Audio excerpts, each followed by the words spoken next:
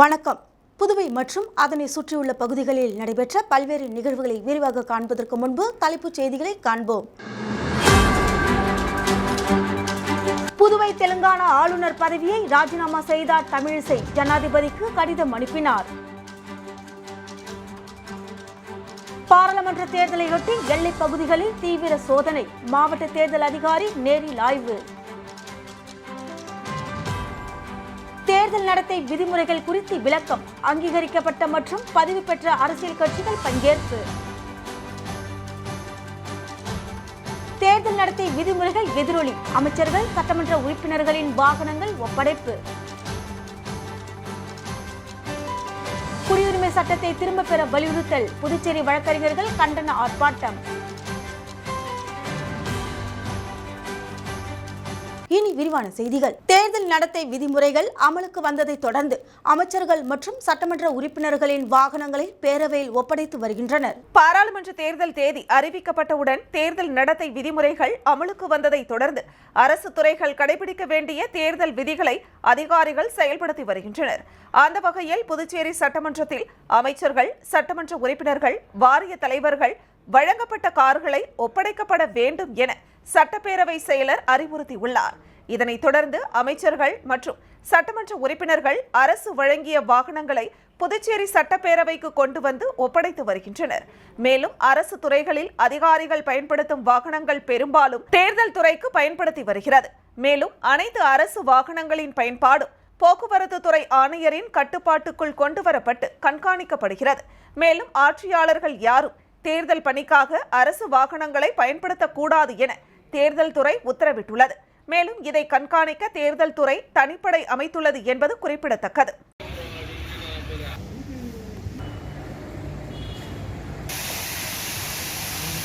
புதுவை மற்றும் தெலுங்கானா ஆகிய இரு மாநிலங்களின் ஆளுநர் பதவியிலிருந்து டாக்டர் தமிழிசை சவுந்தரராஜன் திடீரென ராஜினாமா செய்துள்ளார். தெலுங்கானா மற்றும் புதுவை மாநில ஆளுநராக பதவி வகித்தவர் டாக்டர் தமிழிசை சவுந்தரராஜன்.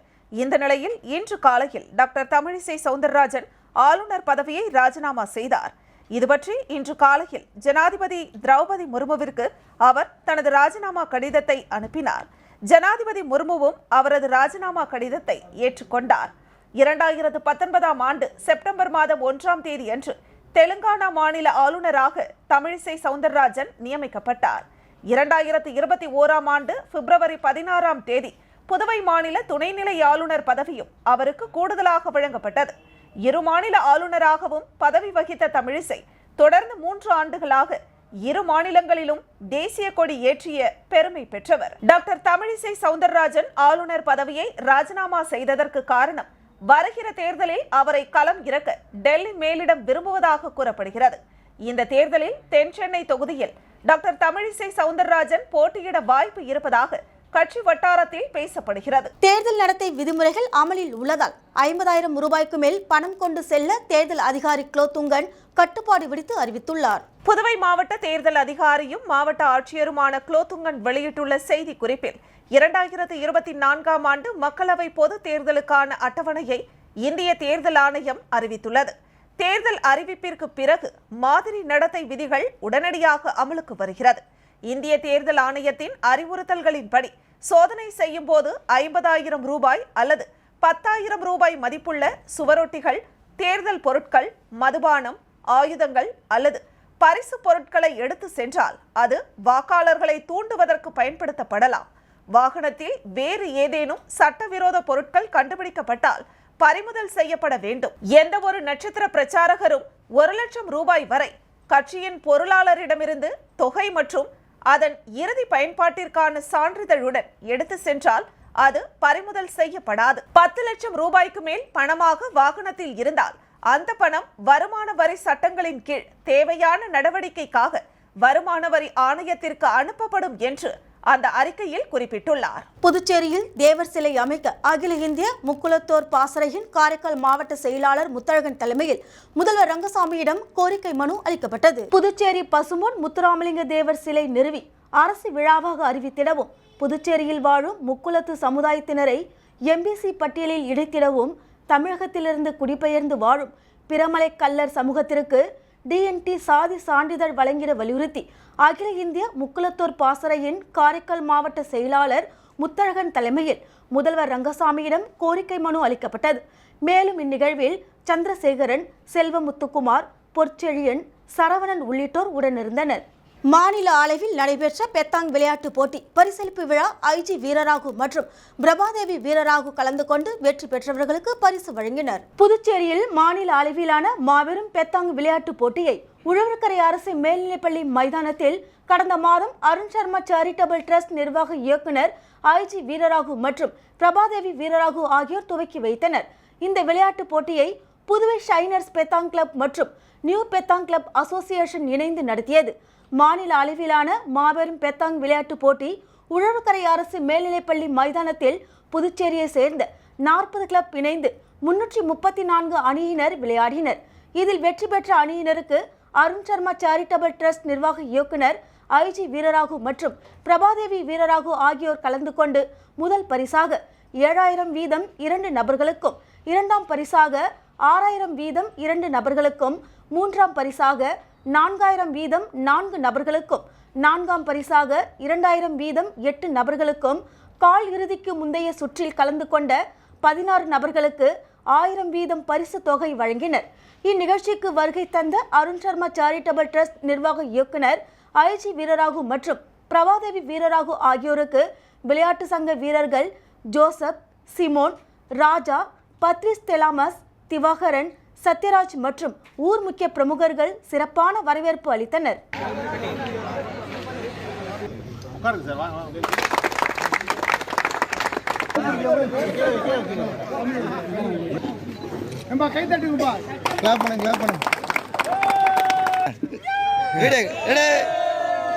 இளைஞர் அமைதி மையத்தின் சார்பில் தமிழறிஞர் அரிமதி தென்னகனாரின் 90ஆம் ஆண்டு பிறந்த நாளை முன்னிட்டு விருதுகள் வழங்குகின்ற விழா விவேகானந்தா மேல்நிலைப் பள்ளியில் நடைபெற்றது. இளைஞர் அமைதி மையத்தின் சார்பில் தமிழறிஞர் அரிமதி தென்னகனாரின் 90வது ஆண்டு பிறந்த நாளை முன்னிட்டு விருதுகள் வழங்குகின்ற விழா விவேகானந்தா மேல்நிலைப் பள்ளியில் நடைபெற்றது. உதவி பேராசிரியை நந்தினி வரவேற்றார். எழுத்தாளர் அரிமதி இளம்பருதி தலைமை தாங்கினார். விழாவில் சிறப்பு விருந்தினராக பாராளுமன்ற உறுப்பினர் செல்வகணபதி கலந்து கொண்டு எழுத்தாளர் கருணாநிதி, சண்முகம், மாலதி, ஜோசி ஷில்வியா, அருள் செல்வி, சரவணன், மலர்விழி, வெங்கடேச பெருமாள் மற்றும் லலிதாம்பிகை ஆகியோருக்கு 2023ஆம் ஆண்டிற்கான சிறந்த குடிமகன்களுக்கான அரிமதி தென்னகனார் விருதுகளை வழங்கினார். அப்போது அவர் எண்ணற்ற ஞானிகளையும், விடுதலை போராட்ட தியாகிகளையும், விஞ்ஞானிகளையும், எழுத்தாளர்களையும் கொண்டதே இந்தியா. அதனால் நாடு முன்னேற வேண்டுமென்றால் அரசாங்கத்தைப் போலவே தனியார் அமைப்புகளும் திறமைசாலிகளை, அறிஞர்களை, விளையாட்டு வீரர்களை, கல்வியாளர்களை அடையாளம் கண்டு ஊக்குவித்தால் நாடு சிறக்கும். மனிதவளம் பெருக தொடர்ந்து திறமைசாலிகளை, சமூகத்தின் மீது அக்கறை கொண்டவர்களை ஊக்குவித்துக் கொண்டே இருந்தால் அவர்களால் உலக அளவில் பல்வேறு சாதனைகளை நிகழ்த்த முடியும் என்று பேசினார். நிறைவாக அரிமதி இளவேங்கை நன்றி கூறினார். விழாவில் பள்ளி ஆசிரியர்கள் மற்றும் மாணவர்கள் உள்ளிட்டோர் கலந்து கொண்டனர். விழாவிற்கான ஏற்பாடுகளை இளைஞர் அமைதி மைய நிர்வாகிகள் செய்திருந்தனர்.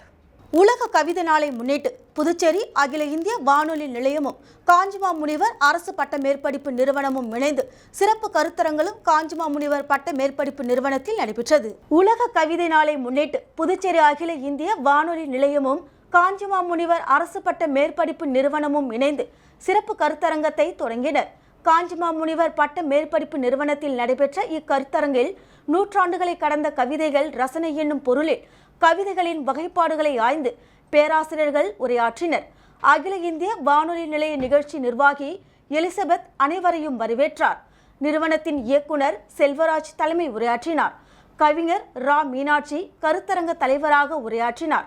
சங்க இலக்கிய பாடல்கள் குறித்து புதுச்சேரி பல்கலைக்கழக பேராசிரியர் பழனிவேலும், மரபு மற்றும் புது கவிதைகள் குறித்து பேராசிரியர் ரவிக்குமாரும் எடுத்துரைத்தனர். பக்தி இலக்கிய பாடல்கள் குறித்து தாகூர் கலைக்கல்லூரி தமிழ்துறை தலைவர் ரேவதி கட்டுரை வழங்கினார்.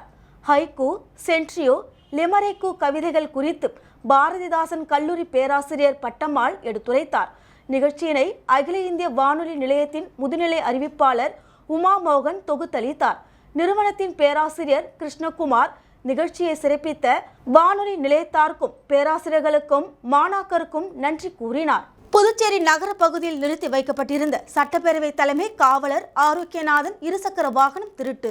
கூலாக நடந்து வந்து கள்ளச்சாவி போட்டு திருடு செல்லும் டிப்டாப் ஆசாமி.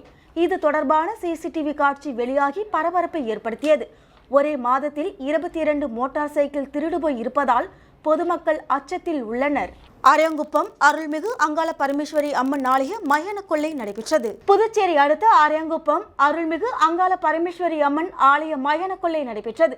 இதனையொட்டி வீட்டிலிருந்து புறப்பட்ட அம்மன் காக்கையந்தோப்பில் உள்ள மயானத்தில் ரணகளிப்பும் அதனைத் தொடர்ந்து மயான கொள்ளையும் நடைபெற்றது. இதில் ஏராளமான பக்தர்கள் கலந்து கொண்டு நேர்த்திக்கடன் செலுத்தினர். தொடர்ந்து மயான கொள்ளையில் கலந்து கொண்டவர்களுக்கு புதுச்சேரி பாஜக பிரமுகர் விக்கி என்கிற ராஜகணபதி சார்பில் அன்னதானம் வழங்கப்பட்டது. அதாவது வழக்கத்திற்கு மாறாக இட்லி, தோசை, ஊத்தாப்பம், மட்டன் குழம்பு, சிக்கன் குழம்பு மற்றும் போட்டி கறி என விதவிதமாக வழங்கப்பட்டது. மாலை முதல் விடிய விடிய வழங்கப்பட்ட அன்னதானத்தை திருவிழாவிற்கு வந்தவர்கள் மற்றும் பொதுமக்கள் என ஆயிரக்கணக்கானோர் போட்டி போட்டு வாங்கி சென்றனர். கோவில் திருவிழா என்றால் வழக்கமாக புளியோதரை, தயிர் சாதம், வெஜிடபிள் பிரியாணி வழங்கப்படும். ஆனால் வித்தியாசமாக மட்டன் குழம்பு, சிக்கன் குழம்பு, இட்லி, தோசை என வழங்கிய பாஜக பிரமுகரின் செயல் அனைவரிடத்திலும் பெரும் பாராட்டுகளையும் பெற்றது.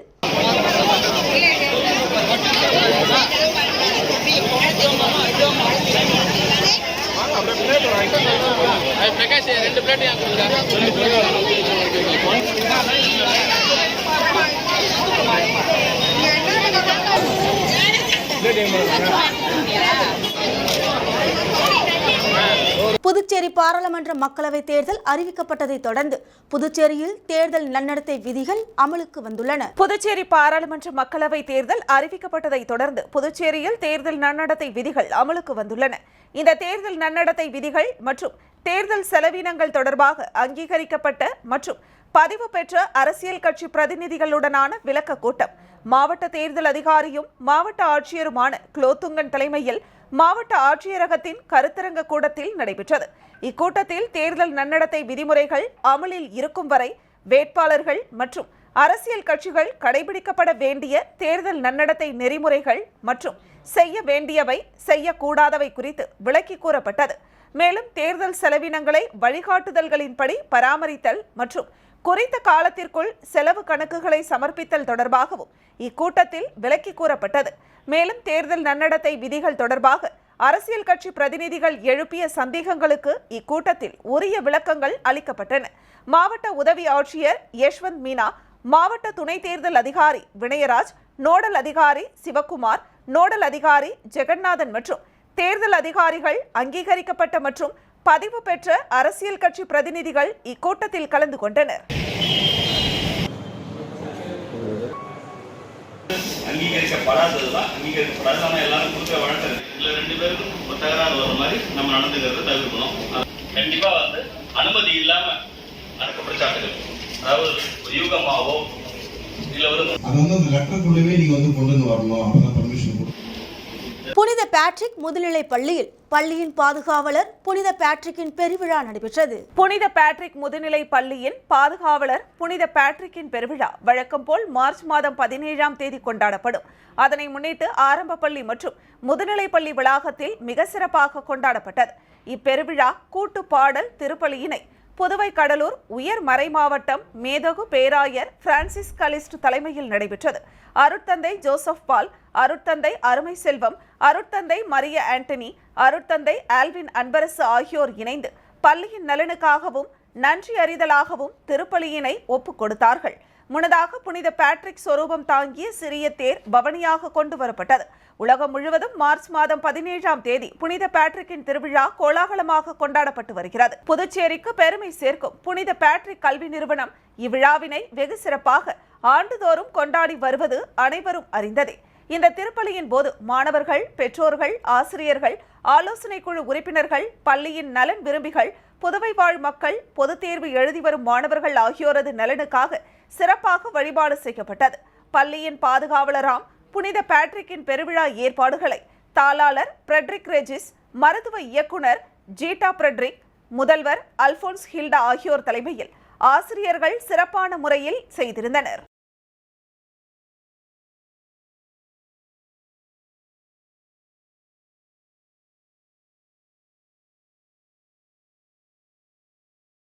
மத்திய அரசு அமல்படுத்தியுள்ள குடியுரிமை சட்டத்தை திரும்பப் பெற வலியுறுத்தி புதுச்சேரி வழக்கறிஞர்கள் கண்டன ஆர்ப்பாட்டத்தில் ஈடுபட்டனர். மத்திய அரசு அமல்படுத்தியுள்ள குடியுரிமை சட்டத்திற்கு நாடு முழுவதும் பல்வேறு அமைப்பினர் எதிர்ப்பு தெரிவித்து வருகின்றனர்.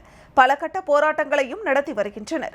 இதன் ஒரு பகுதியாக மத்திய அரசு அமல்படுத்தியுள்ள இந்திய குடியுரிமை சட்டத்தை ரத்து செய்ய வேண்டும், உடனடியாக திரும்பப் பெற வேண்டும் என வலியுறுத்தி புதுச்சேரி வழக்கறிஞர்கள் சார்பில் நீதிமன்ற நுழைவாயில் முன்பு கண்டன ஆர்ப்பாட்டம் நடைபெற்றது. வழக்கறிஞர் பாலசுந்தரம் தலைமையில் நடைபெற்ற கண்டன ஆர்ப்பாட்டத்தில் 20க்கும் மேற்பட்ட வழக்கறிஞர்கள் கலந்து கொண்டு கோரிக்கைகளை வலியுறுத்தி கண்டன கோஷங்களை எழுப்பினர். மக்களை பிளவுபடுத்தும் குடியுரிமை சட்டத்தை கண்டித்து போராட்டம் இது போராட்டம். மதத்தின் பெயரால் மக்களை பிளவுபடுத்துகின்ற இந்த சிஏஏ சட்டத்தை எங்கள் வழக்கறிஞர் சங்கம் வன்மையாக கண்டிக்கின்றது. நமது வழக்கறிஞர் சங்கம் இந்திய மக்கள் அனைவரும் ஒரு நாட்டு மக்களே. அவர்கள் எந்த மதத்தினராலும் சரி, எந்த ஜாதியினராக இருந்தாலும் சரி, மதமாகவோ அல்லது ஜாதியாகவோ அல்லது வேறு விதமாகவோ இடமாகவோ எதுவும் பிரிக்கப்படக்கூடாது. இந்திய மக்கள் என்பதை மட்டும் இருக்கணும். அதற்காக அதை பிரிக்கின்ற இந்த சிஏஏ சட்டத்தை நாங்கள் ஒருபோதும் அனுமதிக்க மாட்டோம். விளம்பர இடைவெளிக்கு பிறகு செய்திகள் தொடரும்.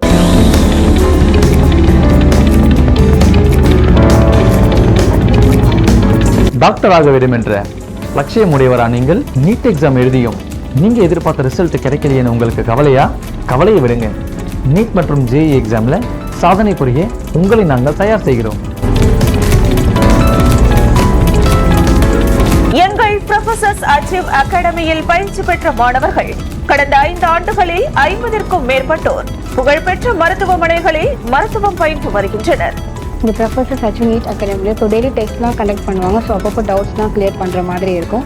வீக்லி டெஸ்ட்டும் கண்டக்ட் பண்ணுவாங்க. ஸோ ரொம்ப ஹெல்ப்ஃபுல்லாக இருக்கும். Well established classrooms and study materials prepared by experts. Classes taken by eminent professors. We ensure 100% safety for the students. பொதுவாகவே அகாடமிக் சென்டரில் ஒரு சில டீச்சர்ஸ் என்கரேஜ் பண்ணுவாங்க, ஒரு சில டீச்சர்ஸ் டிஸ்கரேஜ் பண்ணுவாங்க. ஆனால் ப்ரொஃபசர் அச்சீவ் அகாடமியில் எல்லாருமே என்கரேஜ் தாங்க பண்ணுவாங்க, யாரையுமே டிஸ்கரேஜ் பண்ண மாட்டாங்க. NEET and JEE crash courses. Admission going on. Professors Achieve Academy. Right place for real talents. வாருங்கள், புதியதொரு எதிர்காலம் உன் கையில். Number 58/2 Kudapakkam main road, Veliyanur, Puducherry.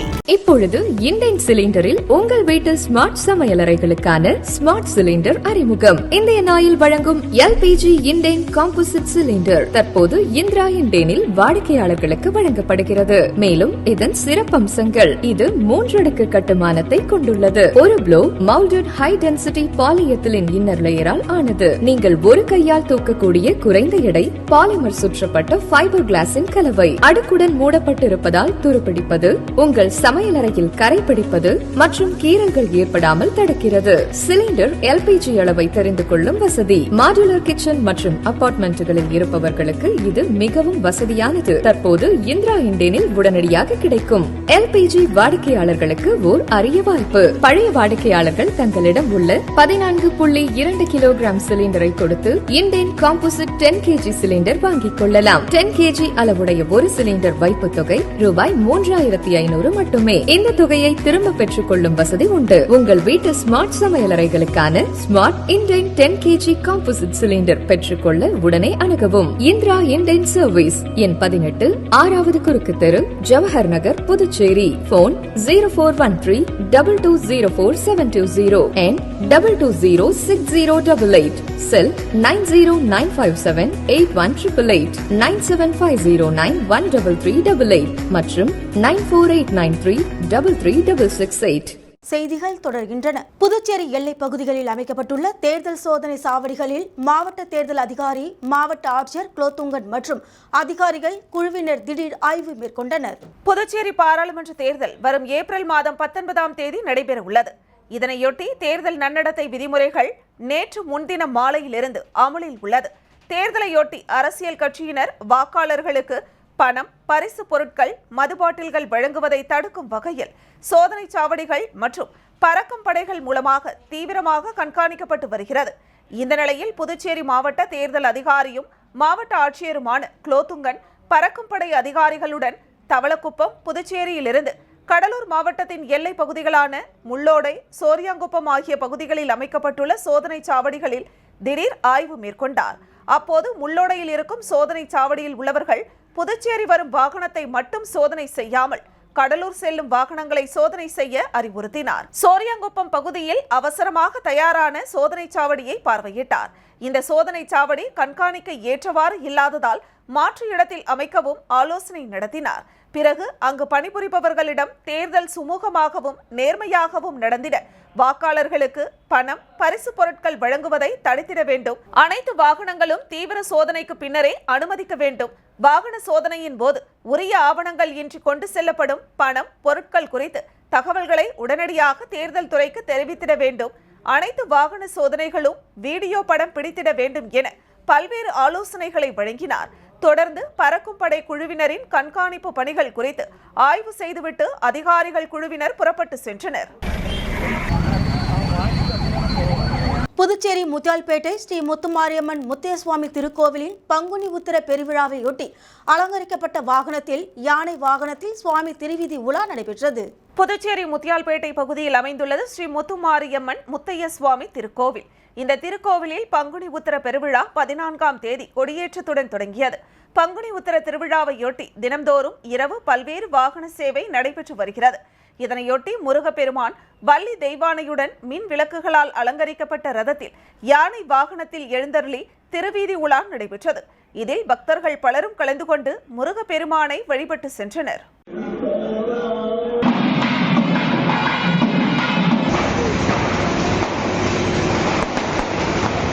Karaikal பிரசித்தி பெற்ற ஸ்ரீ கைலாசநாத சுவாமி ஆலய பிரம்மோற்சவ விழாவை முன்னிட்டு ஸ்ரீ கைலாசநாதர் பூத வாகனத்தில் வீதி உலா. இதில் ஏராளமான பக்தர்கள் கலந்து கொண்டு சுவாமி தரிசனம் செய்தனர். புதுச்சேரி மாநிலம் காரைக்காலில் அமைந்துள்ள பிரசித்தி பெற்ற அருள்மிகு ஸ்ரீ சுந்தராம்பிகை உடனமர் ஸ்ரீ கைலாசநாதர் சுவாமி ஆலயத்தில் பங்குனி உத்திர பிரம்மோற்சவ பெருவிழா கடந்த 15ஆம் தேதி கொடியேற்றத்துடன் துவங்கியது. விழாவின் 3ஆம் நாள் இரவு பஞ்சமூர்த்திகள் வீதி உலா நடைபெற்றது. ஸ்ரீ கைலாசநாதர் பூத வாகனத்தில் எழுந்தருளி வீதி உலா வந்து பக்தர்களுக்கு அருள் பாலித்தார். இந்நிகழ்ச்சியில் ஆலய அறங்காவலர் குழு நிர்வாகிகள் உள்ளிட்ட ஏராளமான பக்தர்கள் கலந்து கொண்டு சுவாமி தரிசனம் செய்தனர்.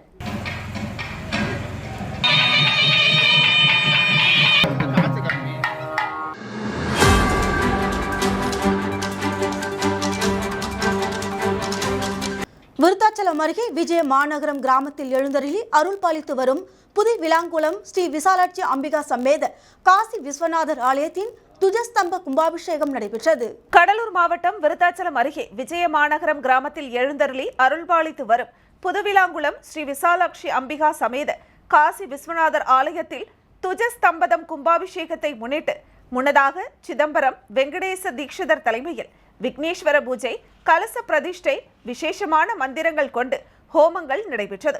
அதனைத் தொடர்ந்து மூலிகை பொருட்கள் மற்றும் பழங்கள் ஹோமம் செய்யப்பட்டது. பூர்ணாகுதி நடைபெற்று தொடர்ந்து கடங்கள் புறப்பாடு செய்யப்பட்டு துவஜஸ்தம்பத்திற்கு கும்பாபிஷேகம் மற்றும் தீபாராதனை நடைபெற்றது. இதில் ஏராளமான பக்தர்கள் கலந்து கொண்டு இறைவனின் அருளை பெற்றனர்.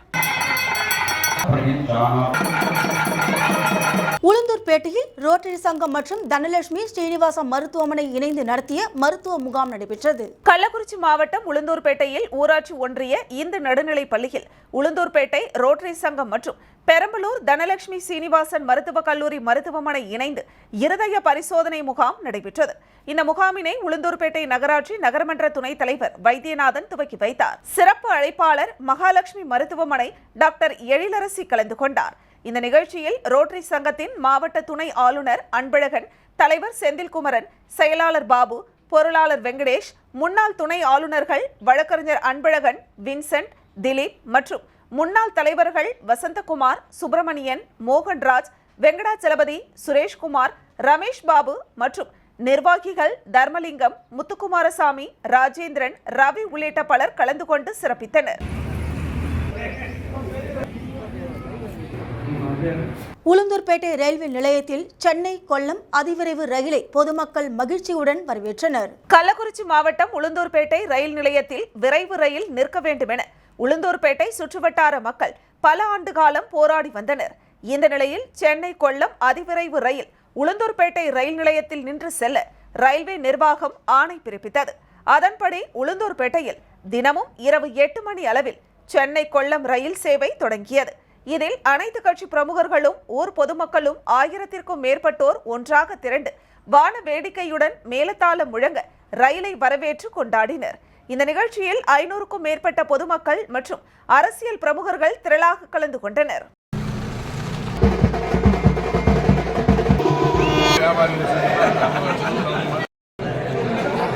திருவண்ணாமலை அருள்மிகு அருணாச்சலேஸ்வரர் திருக்கோவில் அம்மா மக்கள் முன்னேற்ற கழக பொதுச் செயலாளர் டிடிவி தினகரன் சுவாமி தரிசனம் செய்தார். திருவண்ணாமலை அருள்மிகு அருணாச்சலேஸ்வரர் திருக்கோவில் அம்மா மக்கள் முன்னேற்ற கழக பொதுச் செயலாளர் டிடிவி தினகரன் குடும்பத்துடன் சுவாமி தரிசனம் செய்தனர்.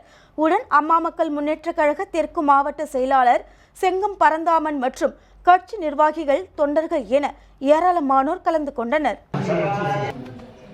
உளுந்தூர்பேட்டையில் குழந்தையின்மைக்காக இலவச சிறப்பு ஆலோசனை முகாம் நடைபெற்றது. கள்ளக்குறிச்சி மாவட்டம் உளுந்தூர்பேட்டையில் மகாலட்சுமி மருத்துவமனை மற்றும் மகா கருத்தரித்தல் மையம் நடத்தும் குழந்தையில்லா தம்பதியருக்கான இலவச பரிசோதனை முகாம் டாக்டர் கார்த்திகேயன், டாக்டர் எழிலரசி தலைமையில் நடைபெற்றது.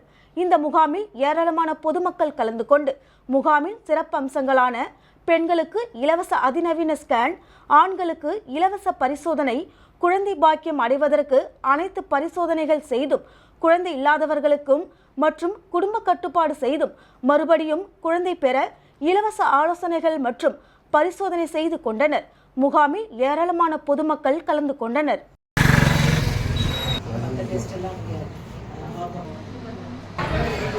மீண்டும் தலைப்புச் செய்திகள். புதுவை தெலுங்கானா ஆளுநர் பதவியை ராஜினாமா செய்தார் தமிழிசை. ஜனாதிபதிக்கு கடிதம் அனுப்பினார்.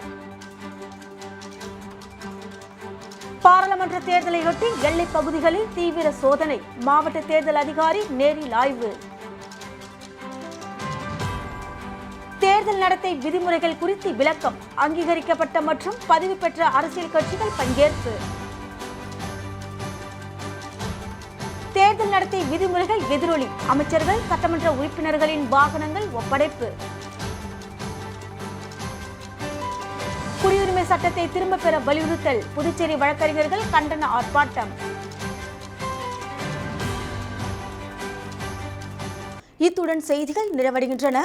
உங்களிடமிருந்து விடைபெறுவது ஜானகி. செய்திகளை உடனுக்குடன் தெரிந்து கொள்ள கமலா தொலைக்காட்சியின் சமூக வலைதளத்தை பின்பற்றவும். நன்றி, வணக்கம்.